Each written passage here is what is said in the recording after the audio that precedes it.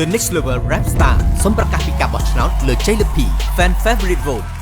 បង្ហាញការគាំទ្ររបស់អ្នកទៅដល់ rapper ក្នុងដួងចិត្តរបស់អ្នកឲ្យឈ្នះជ័យលាភី Fan Favorite Vote នៅក្នុងកម្មវិធី The Next Level Rap Star រដូវកាលទី1ពីវិធីងាយៗដើម្បីបោះឆ្នោត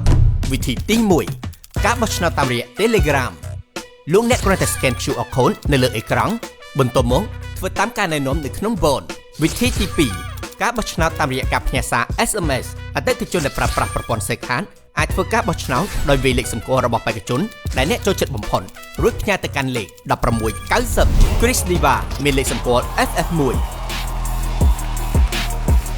ជុតិម៉ាមានលេខសម្គាល់ FF2 Fin មានលេខសម្គាល់ FF3 JX មានលេខសម្គាល់ FF4 Likazi មានលេខសម្គាល់ FF5 Wansa មានលេខសម្គាល់ FF6 Slyo មានលេខសម្គាល់ FF7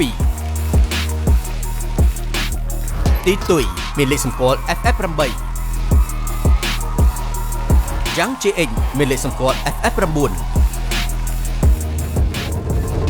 រលការបោះឆ្នោតម្ដងចំណាយថវិកា30 សេន Rap Star របស់អ្នកជំរឿនរបស់អ្នកសូមខ្លាចជាចាត់មួយរបស់យើងដើម្បីជ្រើសរើសជ័យលាភី Fan Favorite Vote បេក្ខជនដែលឈ្នះ Fan Favorite Vote នឹងទទួលបានកាត់ថននិងចេញបទចម្រៀងថ្មីមួយជាមួយនឹងផលិតកម្មបារមីសម្រាប់អ្នកដែលចូលរួមគាំទ្របោះឆ្នោត Rap Star ដែលអ្នកចូលចិត្តនឹងមានឱកាសឈ្នះសំបុត្រ VIP ដើម្បីចូលទស្សនាវគ្គផ្ដាច់ព្រាន់នៃកម្មវិធី The Next Level Rap Star